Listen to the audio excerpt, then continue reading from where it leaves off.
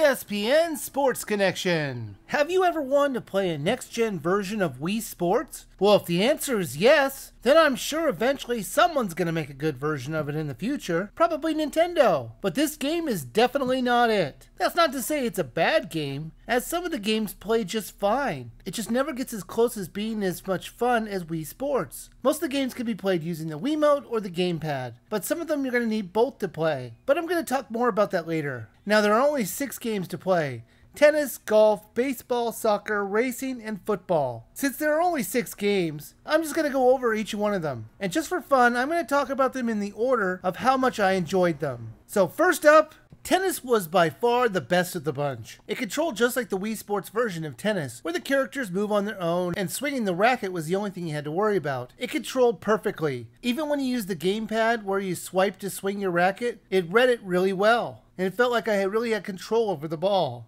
Soccer. If you've watched my reviews before, you might know my thoughts on soccer, and they're not very favorable. I find it boring and repetitive. However, this game controls just fine. It's not really going to be a high-scoring game, and it's a bit simplistic, but for what it is, it's enjoyable, at least for a little while. Golf plays just like Wii Sports Golf, and I mean it plays exactly like it. However, since I think it had great play controls on the Wii Sports, that's not really a bad thing. Racing was just one of those ones where you go around on a bland track. To be fair though, you really can't expect Mario Kart type gameplay when they're going for realism, but they could have at least tried to make the backgrounds better. While it controlled fine, it was just so boring to play. Football had it so you had to get a touchdown and 4 downs, and if you don't do it by then, the ball turns over to the other team. The controls were just terrible. It used the Wiimote when you were on offense, and it just wouldn't read it right when you were doing the motions for the pass. The real problems with the game though comes in the defense. They have you controlling the defense using the gamepad. You have to control 2 players using the game stylus to cover 2 people. It would often not read my stylus moves, and the icons on the screen that you had to use were too small and too hard to control.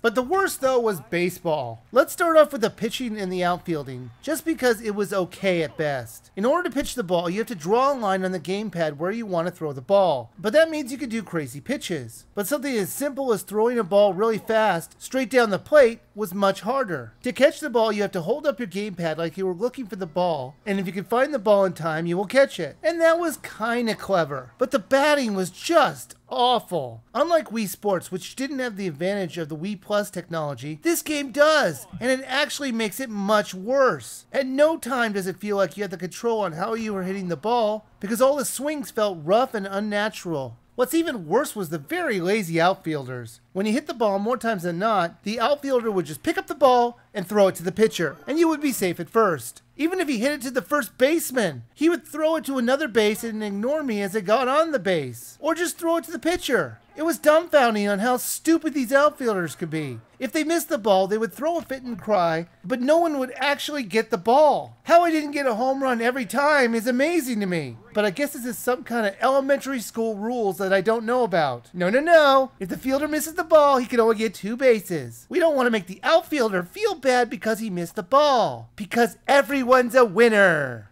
Now, a few of the games have different modes. Tennis has the best, where they have you hitting balls in specific places. But the worst was golf, which has you helping the other player by being a caddy and showing him where to hit the ball. It was so pointless. The other modes were just a tournament mode where you could play a set number of games. ESPN Sports Connection was a mismatch of good and bad games. It's unfortunate because I like some of what the publisher was trying to do with the gamepad. It just didn't work well in practice. There just wasn't anything worth playing for long periods of time. All the games, even the decent ones like tennis and soccer, could get repetitive over quite a few plays. So I do think you should skip this game.